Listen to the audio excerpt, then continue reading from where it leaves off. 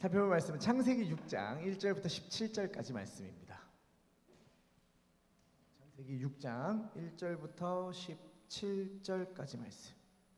구약성경 6페이지입니다. 좀 깁니다만 한 절씩 교독하겠습니다. 제가 먼저 읽겠습니다. 사람이 땅 위에 번성하기 시작할 때에 그들에게서 딸들이 나니 하나님의 아들들이 사람의 딸들의 아름다움을 보고 자기들이 좋아하는 모든 여자를 아내로 삼는지라. 여호와께서 이르시되 나의 영이 영원히 사람과 함께하지 아니하리니 이는 그들이 육신이 됨이라. 그러나 그들의 날은 120년이 되리라 하시니라. 당시에 땅에는 네피림이 있었고 그 후에도 하나님의 아들들이 사람의 딸들에게로 들어와 자식을 낳았으니 그들은 용사라 고대에 명성이 있는 사람들이었더라. 여호와께서 사람의 죄악이 세상에 가득함과 그의 마음으로 생각하는 모든 계획이 항상 악할 뿐임을 보시고 땅 위에 사람 지으셨음을 한탄하사 마음에 근심하시고 이르시되 내가 창조한 사람을 내가 지면에서 쓸어버리되 사람으로부터 가축과 기는 것과 공중의 새까지 그리하리니 이는 내가 그것들을 지었음을 한탄함이니라 하시니라. 그러나 노아는 여호와께 은혜를 입었더라. 이것이 노아의 족본이라. 노아는 의인이요 당대의 완전한 자라. 그는 하나님과 동행하였으며 세 아들을 낳았으니 셈과 함과 야벳이라. 그때 온 땅이 하나님 앞에 부패하여 포악함이 땅에 가득한지라. 하나님이 보신즉 땅이 부패하였으니 이는 땅에서 모든 혈육 있는 자의 행위가 부패함이었더라. 하나님이 노아에게 이르시되 모든 혈육 있는 자의 포악함이 땅에 가득함으로 그 끝날이 내 앞에 이르렀으니 내가 그들을 땅과 함께 멸하리라. 너는 고페르 나무로 너를 위하여 방주를 만들되 그 안에 칸들을 막고 역청을 그 안팎에 칠하라. 내가 만들 방주는 이러하니 그 길이는 300규빗 너비는 50규빗 높이는 30규빗이라. 거기에 창을 내되 위에서부터 한 규빗에 내고 그 문은 옆으로 내고 상중하 3층으로 할지니라. 내가 홍수를 땅에 일으켜 무릇 생명의 기운이 있는 모든 육체를 천하에서 멸절하리니 땅에 있는 것들이 다 죽으리라. 아멘. 네. 정신이 하나도 없네요. 네. 오늘도 원래 고린도전서를 살펴야 합니다만 본문에 대한 소화가 덜 돼가지고요. 원고를 쓰다가 이게 23절로 끝나면 안 되고 4장 5절까지 봐야 되는구나.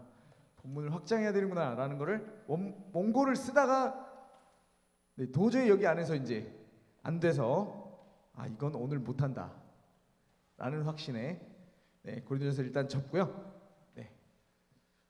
오늘은 교회라는 주제를 또 살펴보려고 합니다. 지난번에는 창세기 11장 바벨탑 사건을 통해서 교회를 살펴봤는데요. 오늘은 그보다 조금 더 앞선 본문 노아의 홍수 사건을 기록하고 있는 6장 본문을 중심으로 교회를 다뤄보려고 합니다.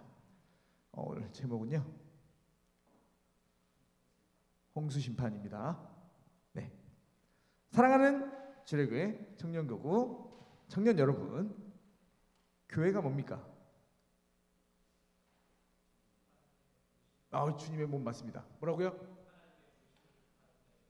하나님의 부르심을 받은 자들의 모임이다. 네, 그렇죠. 두루두루 일반적으로 이렇게 간단하게 이렇게 생각하죠. 교회는요 구원받은 사람들의 공동체다. 하나님의 부르심을 받은 자들의 모임이다. 맞는 말이죠. 이걸 풀어서 우리의 신앙고백 웨스트민스터 신앙고백서 제25장 1절이 이렇게 정리합니다. 화면은 없는데요. 제가 읽어드릴게요. 천천히 한번 들어보세요. 보편적 또는 우주적인 교회는 무형적이다. 그 교회는 머리 되시는 그리스도를 중심으로 하여 그 아래 하나로 지금까지 모여들었고 지금 모여들고 있고 장차 모여들게 되는 택함받은 모든 사람들로 구성이 된다. 이런 정의에 따라서 생각을 한번 해보자면 타락하기 전 에덴 동산에 벌거벗고 뛰어다니셨던 그 아담과 여자는 교회에 포함이 될까요? 타락하기 전 아담과 그 여자는 교회의 구성원입니까?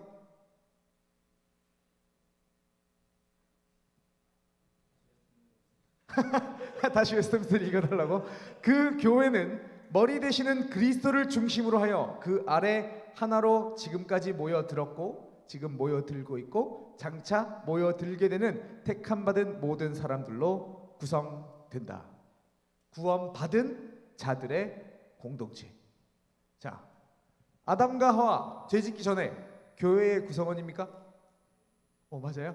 아니라는 사람도 있고 고소 한번 해볼까? 맞다! 교회의 구성원이다! 하는 사람 손 들어보십시오. 교회 구성원이다. 이 정도. 생각보다 많이 들어주시네요. 아니다. 교회 구성원 아니다. 생각하는 사람들. 각자 성경에 오른 대로 잘 대답하셨습니다. 정답을 말씀드리자면, 네, 이게 자꾸 정답이라고 하고 이렇게 하니까 저랑 나누기 싫다고 그렇게 하는 것 같긴 한데, 어찌됐든 타락 전에 아담과 하와는 하나님 나라의 일원일 수는 있으나 교회의 일원일 수는 없습니다. 왜 그럴까요? 타락 전에 그들에겐 구원이 필요치 않았고 구원이 필요하지 않았기에 유일한 중보자 예수 그리스도가 필요치 않았으니까. 동의가 되실까요? 네. 그러나 그들이 타락을 했고 죄와 사망의 세력에 사로잡히게 된 그들에겐 이제 구원이 필요하게 되었습니다. 구원이 절실한 죄인이 된 것이죠. 그리고 그 이후 하나님께서 그들에게 사단의 머리를 박살내실 여자의 후손 그 째라 씨를 약속하신 그때부터 하나님의 구원이 시작이 되는 겁니다. 그리고 동시에 자신들을 구원할 후손 씨 그 예수 그리스도를 간절히 기다리는 믿음의 사람들 교회가 시작이 되는 거죠. 이러한 관점에서 보았을 때 교회는 일반적으로 이제 오순절 성령 강림을 통해서 예루살렘에 처음 세워졌다라고 생각을 합니다만 교회는 인류의 시초 아담과 하와의 타락 때부터 존재해 왔구나라는 것을 알 수가 있는 거죠. 다만 각 시대마다 그 외형을 조금씩 달리해 왔을 뿐입니다. 이걸 잘 보여주는 게요, 사도행전 7장의 스데반 형님의 설교입니다. 시내산에서 말하던 그 천사와 우리 조상들과 함께 광야 교회에 있었고 시내산에 정처시 떠돌던 이스라엘 백성들, 시내산이래, 광야를 정처시 떠돌던 이스라엘 백성들을 보고 광야 교회라고, 그때도 그들도 교회라고 부르고 있어요. 즉 교회라는 건 오순절 성령 강림으로 인해 수면 위로 드러나게 된 것은 분명하나 그 전에 아담과 하와 때부터 그 시대마다 다양한 모습으로 교회의 씨앗은 늘 존재해 왔다라는 것이죠. 그래서 창세기부터 쭉 보기 시작하면 창세기로 대표되는 이른바 족장 시대에는 약속의 씨, 약속의 후손을 믿음으로 기다리는 믿는 자들의 가족이 곧 교회였습니다. 타락 이후에 아담과 하와가 간절히 바랐던 후손을 얻었죠. 두 명의 아들 낳았어요. 누구죠? 가인과 아벨입니다. 당연한 거죠, 그렇죠? 자, 근데 이 중에 가인이, 첫째인 가인이 둘째인 아벨을 죽이는 참극이 벌어졌습니다. 이게 창세기 4장에 자세히 기록이 되어 있어요. 가인은 이 사건 이후에 더 이상 하나님의 얼굴을 보지 못하게 되죠. 그리고 이어서 가인으로부터 하나님을 떠난 사람들, 즉 이른바 세상이 확장되기 시작합니다. 창세기 4장 16절부터 24절이 이 24절의 이 가인의 족보를 통해서 세상이 어떻게 확장되어져 가는가, 예수 믿지 않는 사람들이 어떻게 번영해 가는가를 우리가 확인할 수가 있어요. 이렇게 세상은 점차적으로 확장해 갑니다만 아벨이 죽어버려서 교회의 계보는 끊어진 것처럼 보였습니다. 그러나 하나님은 곧 이어서 아담과 하와에게 셋이라고 하는 새로운 약속의 아들을 주시죠. 그리고 창세기 5장을 보시면 그 셋으로부터 다시 믿음의 가족들, 교회가 이어져 내려오는 거죠. 자, 그러다 창세기 6장으로 넘어오면요, 셋의 자손들, 곧 교회와 또 가인의 자손들, 곧 하나님의 낯을 떠난 세상이 섞이기 시작합니다.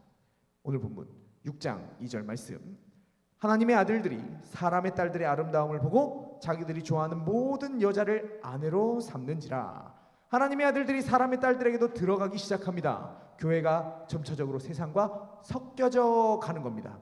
정말 안타깝게도 세상과 섞여져 버린 그 교회를 성경은 똑같이 하나님의 아들들이라고 불러주지 않아요. 이어지는 3절 말씀 같이 한번 읽어볼까요? 시작. 여호와께서 이르시되 나의 영이 영원히 사람과 함께하지 아니하리니 이는 그들이 육신이 됨이라. 그러나 그들의 날은 120년이 되리라 하시니라. 네, 하나님의 낯을 떠나버린 가인과 같이 세상과 섞여져 버린 하나님의 아들들이 육신이 되어버렸기 때문에 이 6장 3절에서는 그들을 그냥 사람이라고 부릅니다. 그리고 그들에게 더 이상 하나님의 영이 함께하지 않는 것을 확인할 수 있어요. 육신이 되어버린 그들은 교회가 아닌 거죠. 즉 먼저 여기까지 내용을 통해서 이 말씀이 우리에게 주는 영적인 교훈들을 한번 몇 가지 생각을 해보자면, 첫째, 세상은 달콤하다. 세상을 보세요. 얼마나 좋아 보입니까? 아니 실제로도 좋죠. 그죠? 세상 속에서 세상을 적절히 누리면서 살고 계시지 않습니까? 좋죠. 좋지. 인정할 건 인정해야지. 좋아요. 그렇죠? 좋아. 실제로 좋아요. 분명히 매력적입니다. 하나님의 아들들이 왜 사람의 딸들과 혼인하기 시작했는가? 그들이 아름다웠기 때문이죠. 근데 단지 아름답기만 했을까요? 이 아름답다라는 말들 가운데 다른 것들이 더 많이 붙어 있는 거죠. 그들의 삶은 윤택했을 겁니다. 탁월했고 달콤했을 거예요. 이 4장의 가인의 족보와 5장의 아담의 셋째 아들이 셋의 족보를 비교를 해보면요, 가인의 족보에는 여러 조상들이 등장을 합니다. 야발은 가축 치는 자의 조상이었습니다.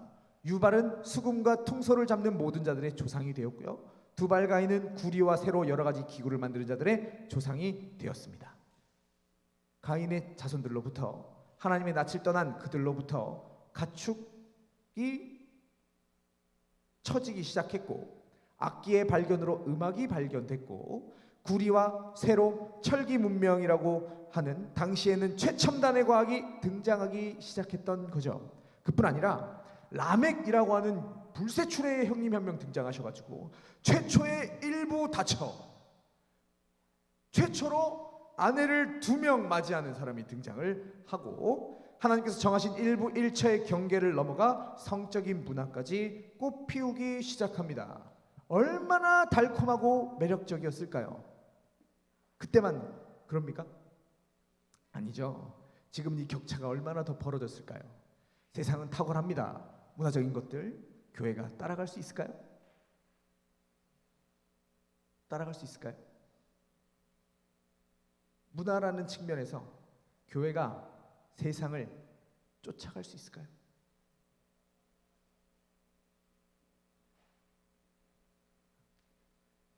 못합니다.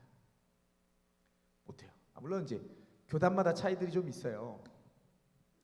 불이 나게 세상을 쫓아가고 있는 교단들도 있습니다. 저희는 좀 보수적인 교단이죠. 못 쫓아갑니다. 못 쫓아가요. 당장 음악적인 것만 봐도 그렇습니다. 교회는 아직도 고리타분하게 사성부로 된 찬송가를 부릅니다. 오르간을 칩니다. 그렇죠? 그런데 세상의 음악들은 얼마나 탁월한가? 때때로 너무 잘해서 소름이 돋을 지경입니다. 그에 비하면 우리의 찬양의 영적인 건 배제하고 음악적인 수준은 어떤가 한번 보자고. 세상의 일반 밴드랑 비교했을 때 비빌 수 있을까요? 안 된대. 안 된. 사장팀 몇 분이 고개를 절레절레 하셨습니다. 당장 실용음악과 하고요, 기독교 실용음악가하고 입시 성적을 보면 기독교 실용음악가가 여기 계세요. 세상 실용음악가가 이쯤 계시고요. 그래가지고 이제 세상 실용음악가 넣었다가 떨어지면 예수 믿는 애들은 기독교 실용으로 갑니다. 안 된다라는 거예요. 못 비빈단 말입니다. 이건 역사상 늘 그래왔어요. 세상은 적어도 문화적인 측면에 있어서 교회보다 더 탁월했습니다. 그거라도 탁월해야 되지 않을까? 그게 전부인데 걔네들한테. 문화적으로 우리는 세상을 결코 따라갈 수 없다라는 말입니다. 창세기 4장, 5장, 세상이 시작되던 그때부터 지금까지 세상은 여전히 먹음직하고 보암직하고 지혜롭게 할 만큼 탐스럽기도 한 거죠. 그러나 그럼에도 불구하고 아무리 맛있어 보여도, 아니 실제로 맛있어도 교회는 세상과 섞여 들어가선 안 된다라는 겁니다. 세상과 섞여버린 하나님의 아들들이 어떻게 되는가? 하나님의 영이 그들로부터 떠나버리시죠. 그리고 하나님의 영이 떠나간 그 집단은 결코 더 이상 교회라고 불릴 수가 없는 겁니다. 그렇게 교회는 결코 세상을 따라가선 안 된다, 세상과 섞여선 안 된다라는 말입니다. 로마서 12장 2절, 너희는 이 세대를 본받지 말고 오직 마음을 새롭게 함으로 변화를 받아 하나님이 선하시고 기뻐하시고 온전하신 뜻이 무엇인지 분별하도록 하라. 이 세대를 본받지 말래, 쫓아가지 말래요. 하나님의 뜻을 분별하고 철저하게 그 말씀의 자리에 머물러 있으라는 말입니다. 이게 바로 교회다, 성경이 우리에게 말하고 있는 거죠. 세상이 좋아 보인다고 냅다 그걸 취할 것이 아니라 그것이 하나님의 뜻에 부합되는 것인지 그렇지 않은 것인지 고민하고 또 고민하고 성경 말씀을 가지고 토론하고 또 토론하고 말씀에 합할 때만 그것을 도입하는 공동체가 바로 교회예요. 이런 과정을 거쳐야 되는데 무슨 수로 세상을 발맞춰 쫓아갑니까? 교회가 말씀 가지고 검증을 해야 되는데 이거 해도 될까? 이거 성경적인가? 하나님 기뻐하실까? 매번 고민하고 아니야 이건 하면 안 돼, 자기들끼리 토론하고 그래갖고 답을 찾아가는 공동체가 무슨 수로 세상과 발맞춰서 걸을 수 있냐란 말입니다. 세상은 달콤합니다. 그럼에도 우리는 세상과 섞여선 안 된다. 이것이 바로 교회의 본질적인 특성 가운데 하나인 이른바 교회의 거룩성이라는 겁니다. 교회는 거룩해야 한다. 거룩을 잃어버린 교회는 더 이상 교회가 아니다. 꼭 기억하시기 바랍니다. 자, 그러면 이때 당시에 다시 저기 창세기 6장으로 넘어가서 이때 당시에 있던 그 교회, 하나님의 아들들이 한꺼번에 넘어갔을까요? 한꺼번에 세상과 하나가 되어버렸을까요? 다 같이 막 일로 쫙 한 3,000명 서가지고 동시에 오케이 지금부터 결혼, 3,000명 동시에 결혼하고 이렇게 했을까요? 그렇지는 않았을 거예요. 하나씩 하나씩 믿음의 가정들이 세상의 유혹에 넘어가면서 교회가 교회됨을 잃어버렸을 것입니다. 그리고 교회는 조금씩 교회라고 불릴 수 있는 사람들은 작아져 갔겠죠. 교회가 그 교회됨을 잃어버렸을 때, 점차적으로 그 교회의 크기가 작아졌을 때, 신자들이 적어져 갈 때 일어나는 일이 5절부터 기록이 됩니다. 5절부터 7절까지 말씀. 여호와께서 사람의 죄악이 세상에 가득함과 그의 마음으로 생각하는 모든 계획이 항상 악할 뿐임을 보시고 땅 위에 사람 지으셨음을 한탄하사 마음에 근심하시고 이르시되 내가 창조한 사람을 내가 지면에서 쓸어버리되 사람으로부터 가축과 기는 것과 공중의 새까지 그러하리니 이는 내가 그것들을 지었음을 한탄함이니라 하시니라. 교회가 제 역할을 못하면요 결과가 어떻게 되는가? 교회가 망했더라 라고 끝나지 않지요. 죄악이 세상에 가득해지고요, 이 세상에 의라는 개념이 없어지게 됩니다. 세상의 모든 계획이 악하게만 됩니다. 그리고 하나님께서 한탄하실 지경까지 이 땅에서 사람을 쓸어버리시기로 결정하실 만큼 이 땅이 썩어져 가는 거죠. 그렇게 예수님은 교회를 향해서, 자신을 믿는 제자들을 향해서 빛과 소금이다 라고 말씀을 하시는 거죠. 마태복음 5장 13절과 14절 말씀 같이 한번 읽어볼까요? 시작. 너희는 세상의 소금이니 소금이 만일 그 맛을 잃으면 무엇으로 짜게 하리요? 후에는 아무 쓸데없어 다만 밖에 버려져 사람에게 밟힐 뿐이니라. 너희는 세상의 빛이라. 산 위에 있는 동네가 숨겨지지 못할 것이요. 보세요. 그냥 소금과 그냥 빛이 아닙니다. 우리는 세상의 소금이고 세상의 빛입니다. 이 어두운 세상에서 빛을 내는 존재들이 교회라는 것이고요, 세상이 썩어져 갈 때 더 이상 부패하지 않게, 썩지 않게 그 부패를 방지하는 소금의 역할을 감당해야 하는 것이 바로 오늘날 교회다라는 거예요. 근데 오늘의 교회를 보십시오. 아니 뭐 교회를 봐, 그냥 우리를 보십시오. 우리가 세상의 빛입니까? 우리가 세상의 소금입니까? 세상과 우리가 뭐가 다릅니까? 우리가 세상에 어떤 영향을 주고 있습니까? 나의 친구들이 나를 보고 범하던 죄를 멈춥니까? 내가 속해 있는 가정, 학교, 회사가 나로 인해서 그 부패가 멈춰지고 있습니까?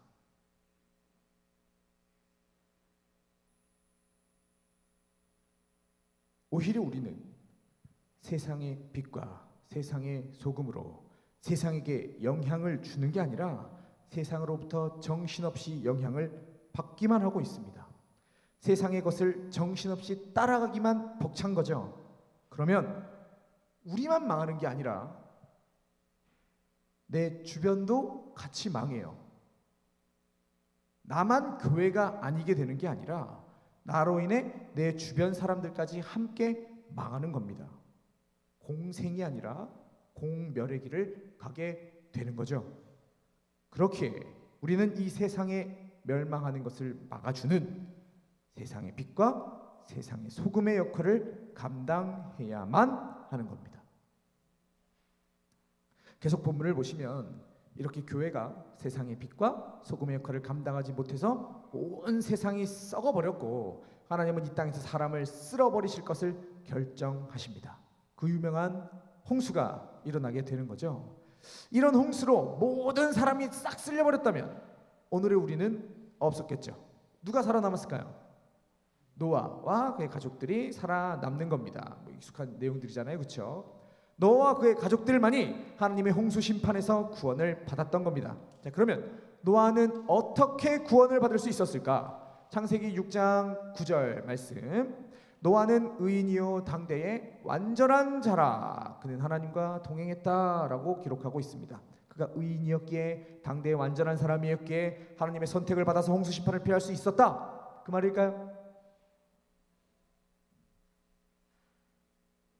그 사람이 완전한 사람이었기에 하나님 보시기에 의인이었기에 이 사람만 구원받았던 것일까요?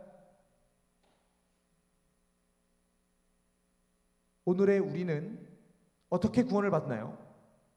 내가 뭘 잘해서, 당대에 깨끗해서, 완전해서, 의인이라서 구원받습니까? 아닙니다. 그런 건 우리를 구원할 수가 없어요. 우리는 우리의 어떠함으로 구원받지 않았습니다. 내가 뭘 했기 때문이 아니라 나는 부족하고 나는 자격이 없지만 오직 은혜로 구원을 받았어요. 이게 구원의 법칙입니다. 하나님이 정하신 방법이에요. 노아도 동일해야지.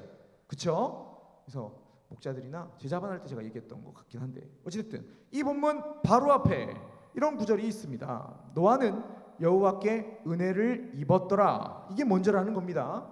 세상에 죄악이 가득했고 사람이 생각하는 그 모든 것이 악할 뿐이던 그 시대에 노아는 여호와께 은혜를 입었어요. 그런 죄악의 구덩이에서 살고 있던 노아였지만 하나님의 은혜를 입으니까 그가 의인이 되었고 당대의 완전한 사람이 될 수 있었다라는 겁니다. 은혜가 먼저다라는 거죠. 은혜가 없이는 결코 노아는 의인의 모습을 보일 수도 당대의 완전한 사람이라는 칭호를 가질 수도 하나님과 감히 동행할 수도 없었습니다.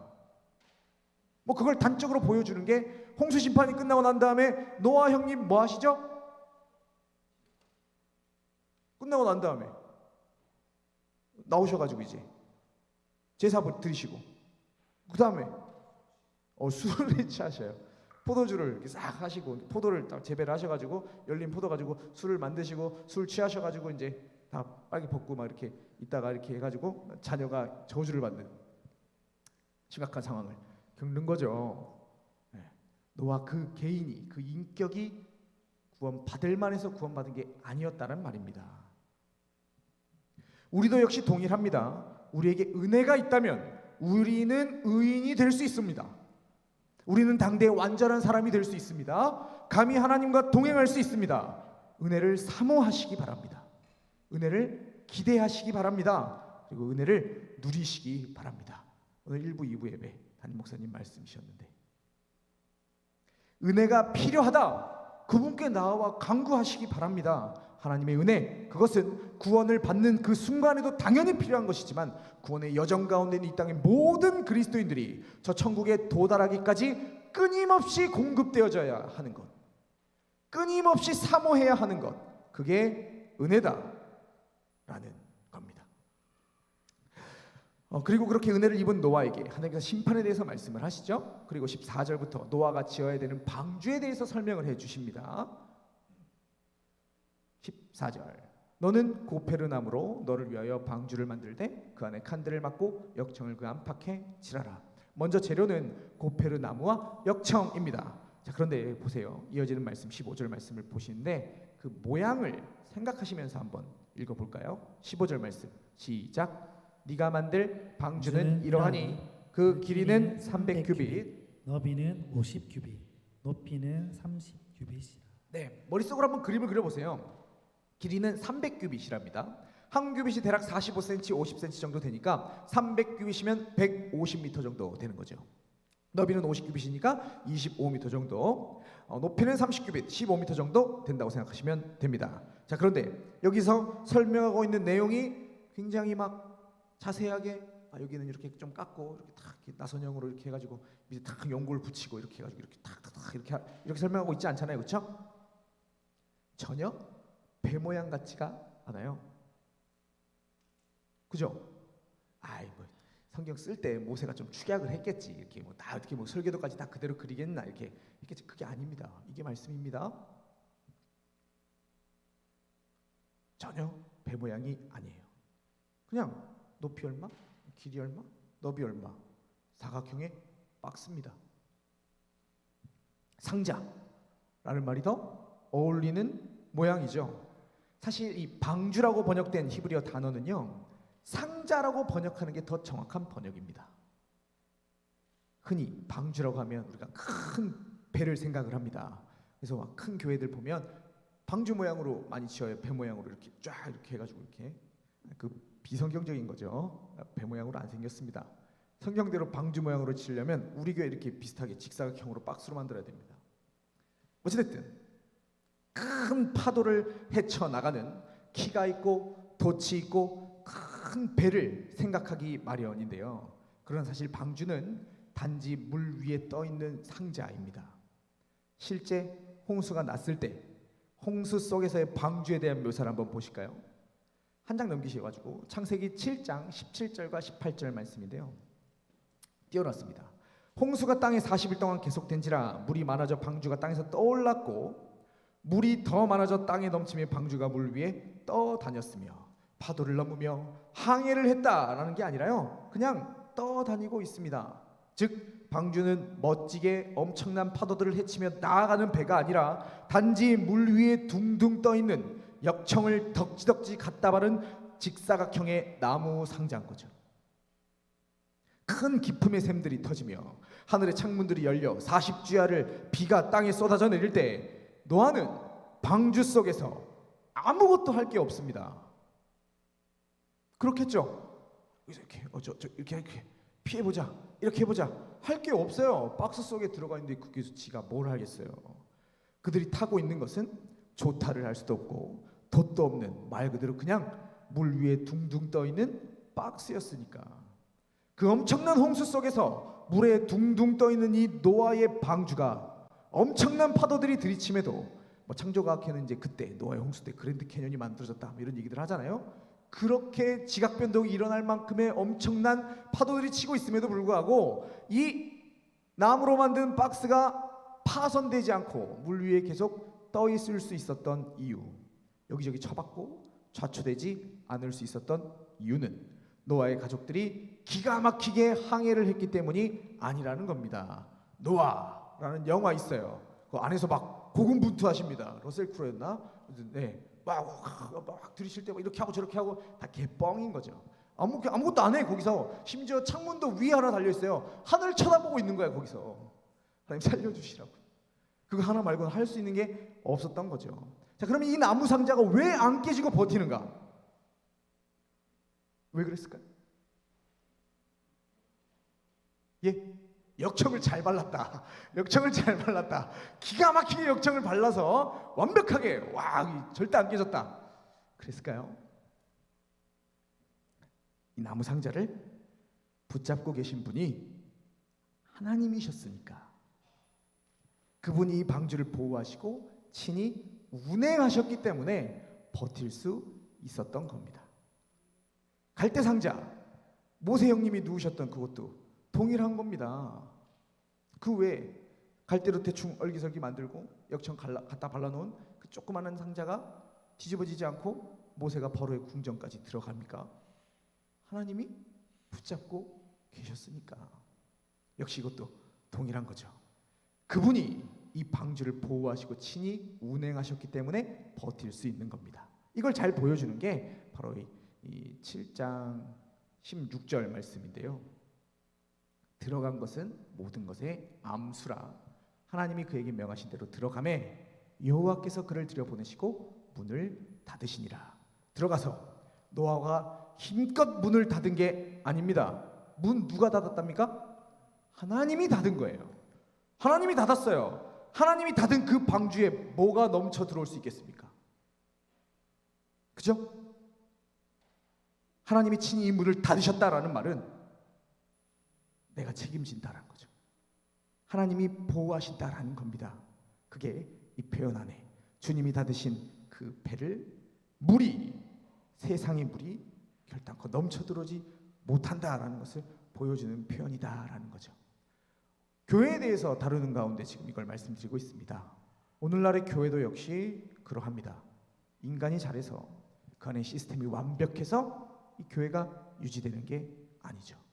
교회는 사람이 아니라 오직 하나님께서 지키시고 보호하시고 유지하시는 것입니다. 그렇기에 교회는 전적으로 하나님만 의지해야 되는 공동체인 거예요. 주님께만 의지할 때 나타나는 반응이 뭘까요? 너가 그 상자 안에서 하늘에 뚫려 있는 구멍을 보고 뭘 했을까요? 40일, 40년 동안. 하나님만 의지하는 사람들이 보여주는 반응. 이걸 기도라고 하는 거죠. 그분이 하실 거니까, 그분이 지키실 거니까, 그분이 닫으신 거니까, 그분이 책임지시라고 하나님만 쳐다보고 있는 것, 그분께 나의 문제들, 나의 고민들 올려드리는 것, 그게 기도 아닙니까? 그럼 기도가 끊어진 교회, 그 교회가 과연 깨지지 않을 수 있을까?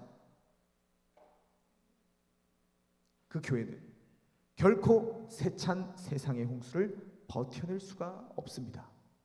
시대가 변하면서 진리라는 것이 사라지는 이 시점에 모든 것이 다 상대화되고 나도 맞고 너도 맞고 단지 다를 뿐이라고 이야기하는 세상 속에서, 또한 최첨단의 과학의 시대에 신을 믿는 것이 고리타분해져 가는 이 시대 가운데 교회가 교회로서 유지될 수 있는 것은 결코 사람의 힘으로는 불가능한 겁니다. 애초에 교회는 세상과 싸워서 이길 수 없는 단지 나무 상자일 뿐인 거죠. 사람들은 자신들이 잘하면 교회가 잘 이끌어져 나갈 것이라고 착각합니다. 우리가 잘하면, 사람이 잘하면, 좋은 시스템을 갖추면, 좋은 프로그램들을 사용하면, 좋은 목사님들이 오거나 좋은 부교육자를 뽑으면 그러면 교회가 잘 될 것이라고 착각합니다. 아니요, 결코 그렇지 않습니다. 교회는 배가 아니에요. 교회는 단지 상자입니다. 파도가 들이치면 산산이 부서질 수밖에 없는 나무 상자예요. 주님이 친히 이끄시지 않는다면, 주님이 친히 보호하시지 않는다면 결코 단 한순간도 존재할 수 없는 공동체가 바로 교회라는 겁니다. 우린 이걸 늘 기억해야 합니다. 우리 청년교구가, 우리 주례교회가 유지될 수 있는 것, 목사인 제가 잘하면 될까요? 물론 잘해야죠. 그렇죠?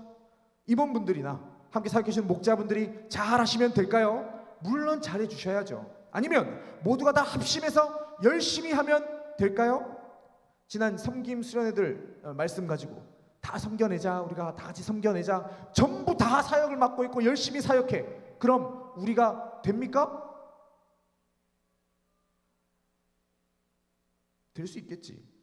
그러나 교회 가운데 기도가 없다면 내가 한다, 우리가 한다, 그래서 실제로 우리가 날고 기어도 교회는 키가 없어요. 우리는 이 교회를 우리가 원하는 방향으로 1mm도 옮겨 놓을 수가 없어요. 그러나 주님이 하시면 됩니다. 연약한 나무 상자이지만 주님이 보호하시면 세상의 파도는 이 상자를 조금도 상하게 할 수 없습니다. 그리고 주님이 붙잡고 계시면 우리는 우리가 반드시 가야 할 곳 아라랏산에 도달하게 되는 거죠. 나아가게 되는 겁니다. 주님이 하시면 된다. 그렇게 우리는 무엇보다 기도해야 하는 겁니다. 주님만을 바라봐야 하는 거죠. 단 한순간이라도 내가 할 수 있다, 내가 해야 된다 생각하면 이 교회는 무너지고 말 것입니다. 주님만을 바라보고 주님만을 의지하는, 즉 기도하는 우리 청년교회가 되기를 간절히 소원합니다.